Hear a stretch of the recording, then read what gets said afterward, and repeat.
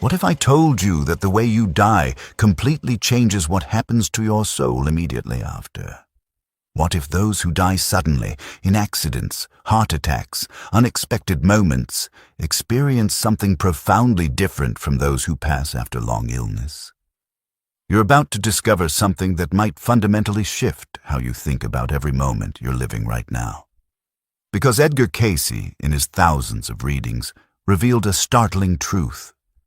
Souls who die suddenly often don't realize they're dead. Not for hours. Sometimes not for days. Sometimes much longer. And here's what will stop you in your tracks.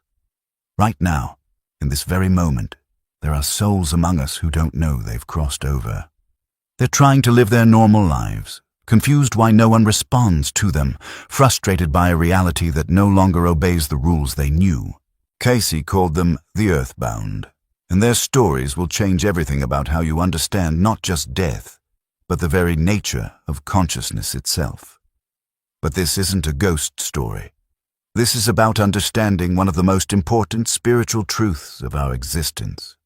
That sudden death creates unique challenges for the soul, unique opportunities for the living, and a unique window into the mechanics of what we really are beyond these physical bodies. The moment of sudden departure.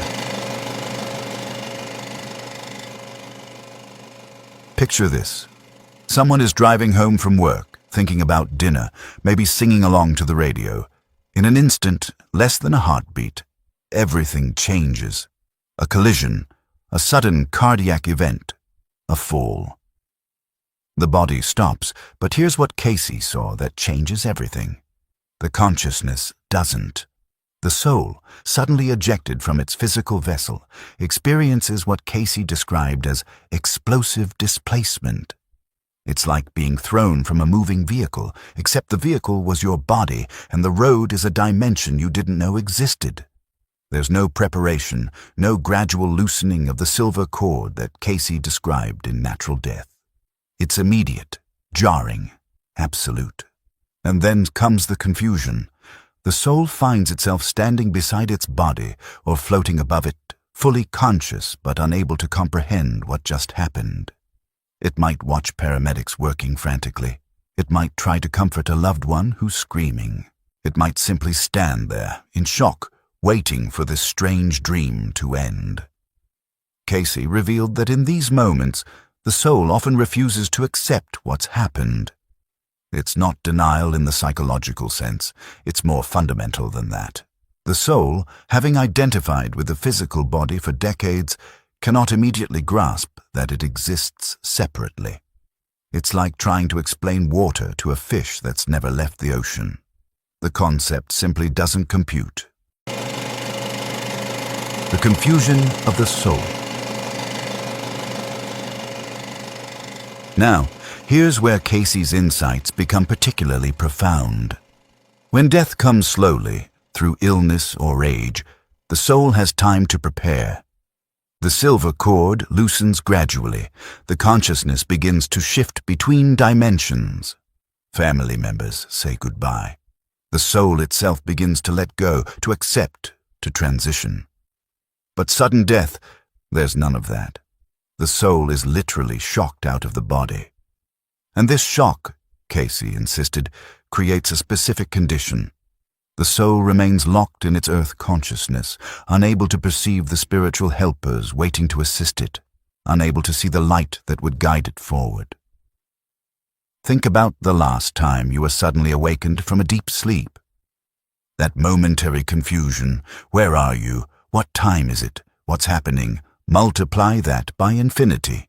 That's what the suddenly departed soul experiences, except there's no body to ground it back to reality, no familiar sensations to orient it.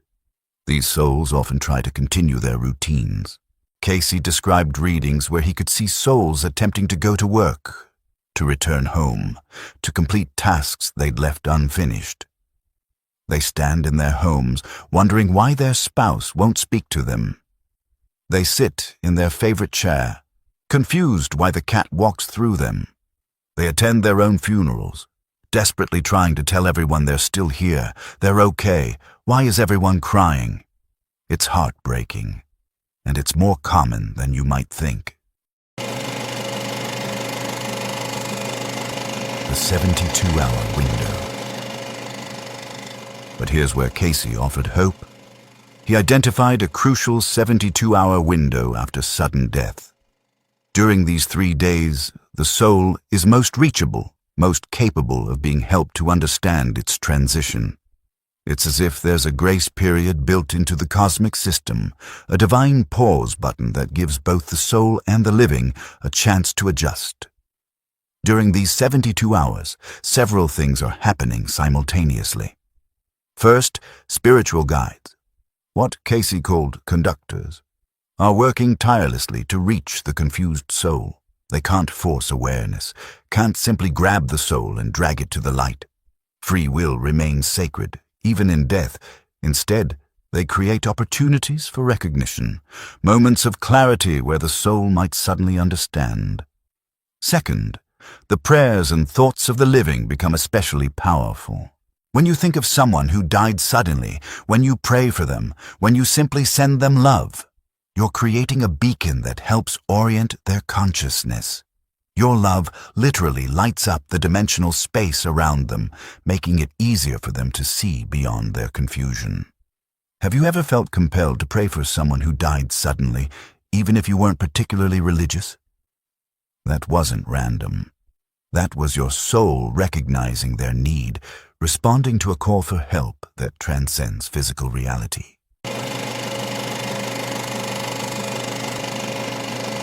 The earthbound state. Now we come to something that might disturb you, but it's essential to understand.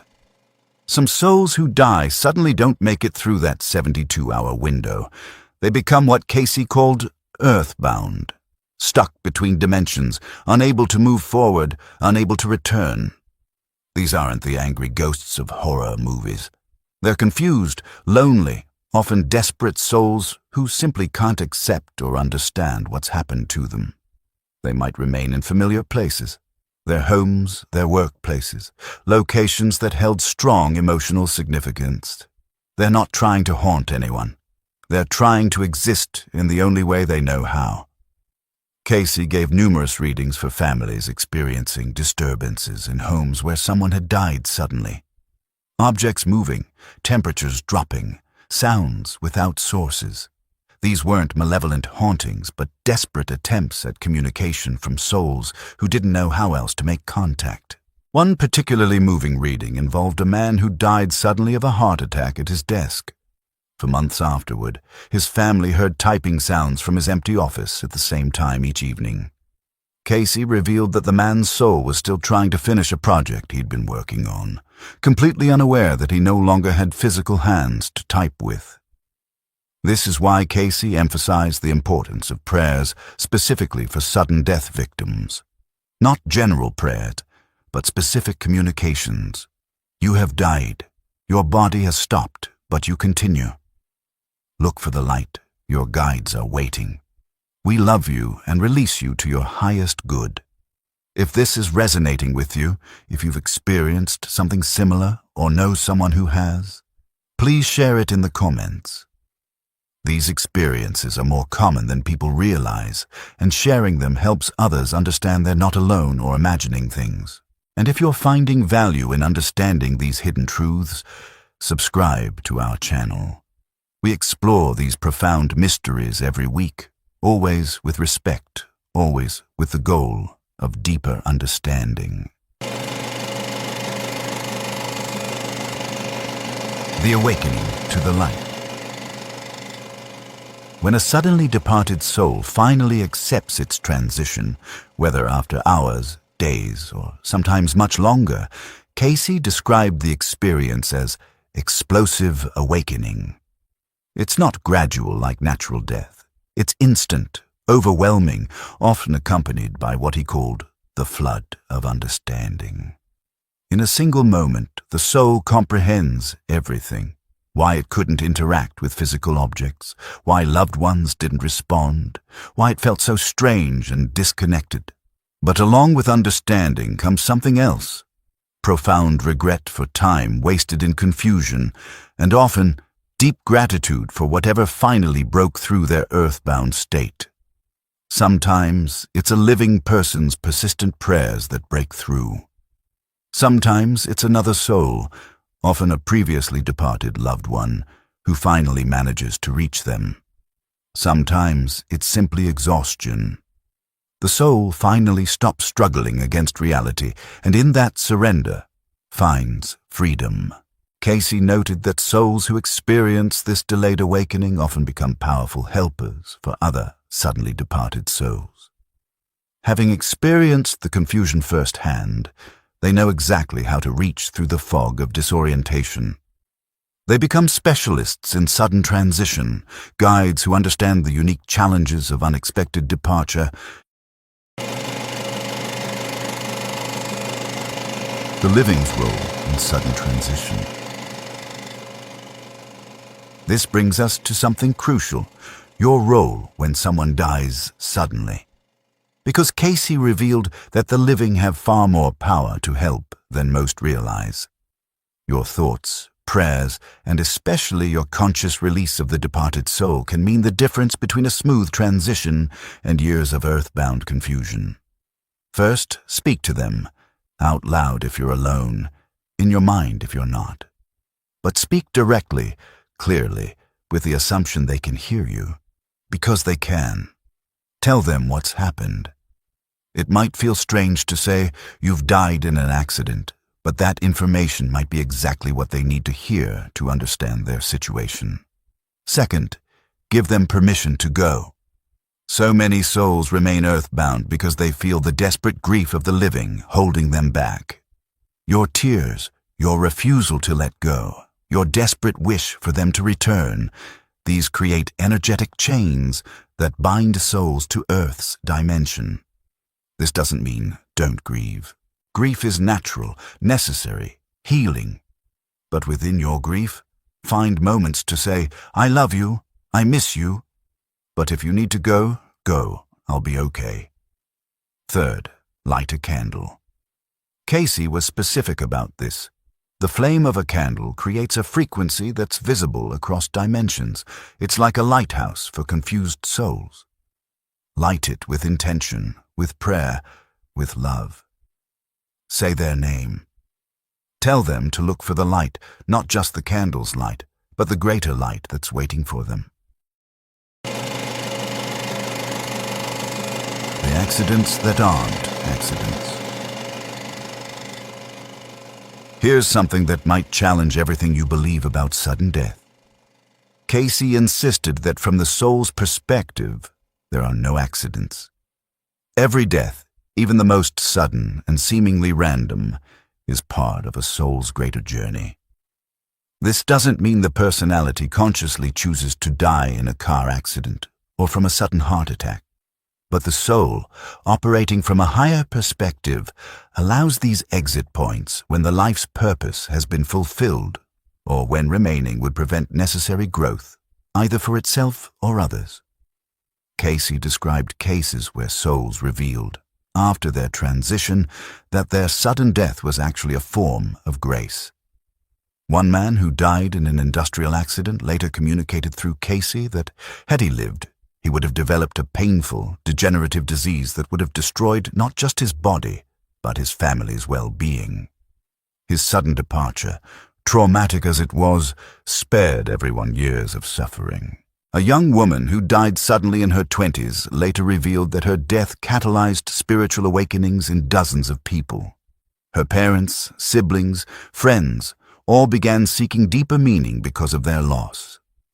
Her soul had agreed to this role before incarnating, knowing the profound impact her early departure would have. This doesn't minimize the pain of sudden loss. It doesn't make it okay or easy to accept.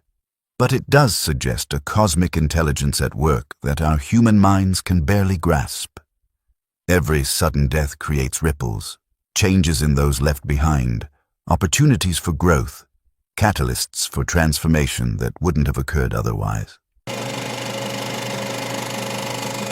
The preparation of you all need.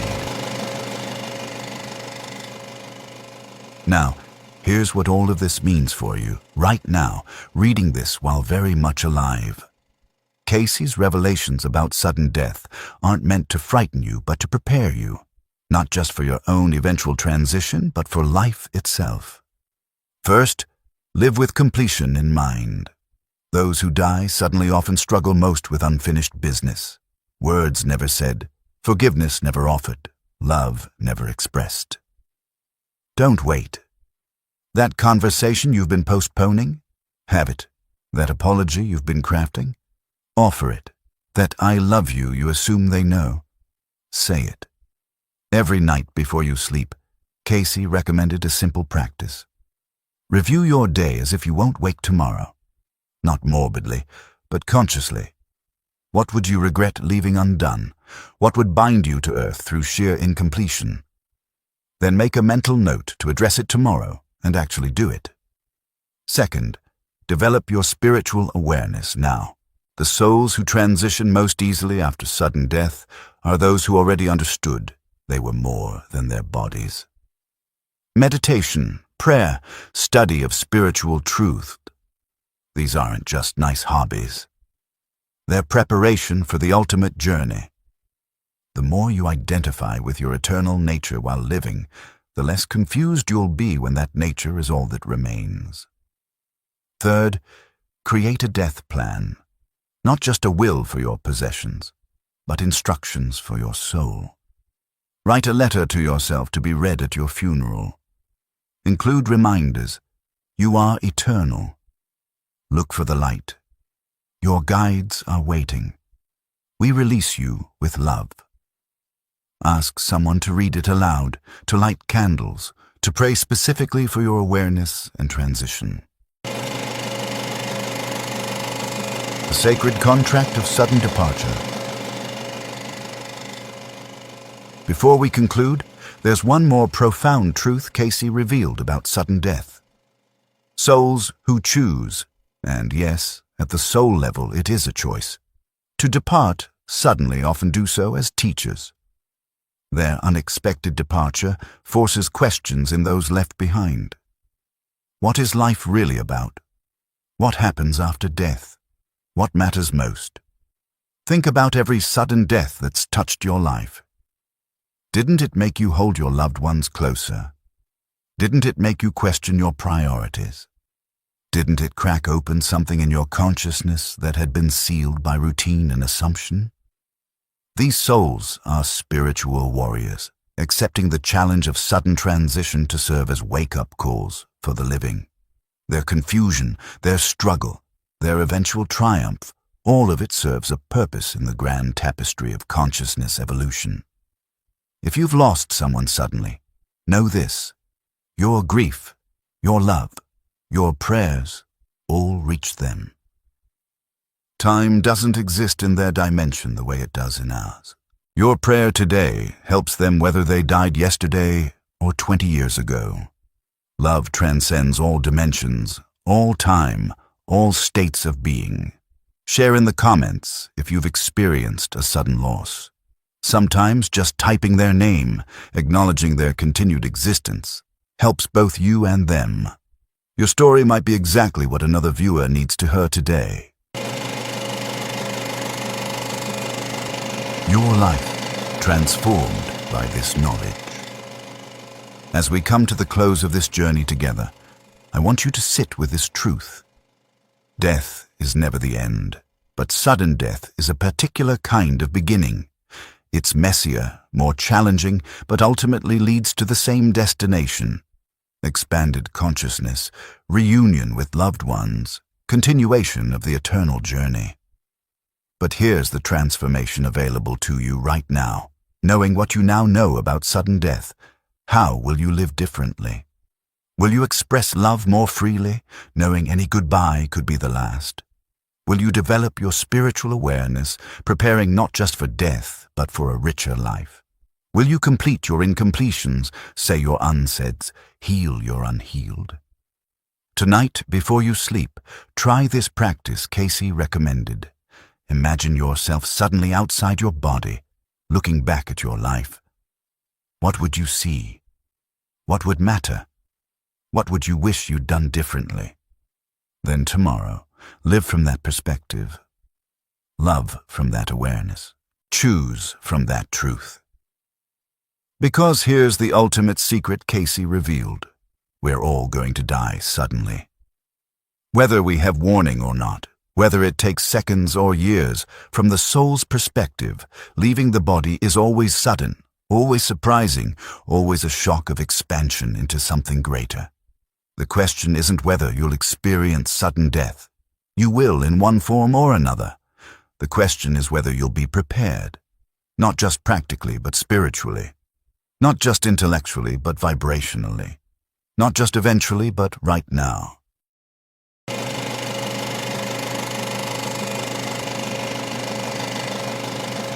The eternal moment. Every moment you're alive is a moment someone else is experiencing sudden death. Right now, as you listen to these words, souls are being shocked out of their bodies, struggling to understand, needing the prayers and awareness of the living. Your understanding, gained from this video, makes you a beacon for them. Your prayers, informed by Cayce's revelations, can help guide them home. But more than that, every moment you're alive is a practice run for your own transition. How present are you? How identified with your body versus your consciousness? How attached to the physical versus aware of the eternal? These aren't philosophical questions. They're practical preparation for the most important journey you'll ever take. Subscribe if you haven't already. Hit the notification bell to join our community of seekers. Share this video with someone who needs to hear it. Someone grieving a sudden loss. Someone afraid of death. Someone ready to wake up to the larger reality. Remember, sudden death is not a tragedy from the soul's perspective. It's a challenge, an opportunity, a teaching. Those who die suddenly aren't lost. They're finding their way, with your help, with love as their guide, with eternity as their destination. Until next time, live as if you might die suddenly, with completion, with awareness, with love expressed and forgiveness offered. But also, live knowing that if you do die suddenly, it's not an ending, but a shocking, challenging, ultimately liberating beginning of your next great adventure. The body is temporary. Consciousness is eternal. And sudden death, it's just the universe's way of reminding us that transformation can happen in an instant. Are you ready? The answer to that question changes everything.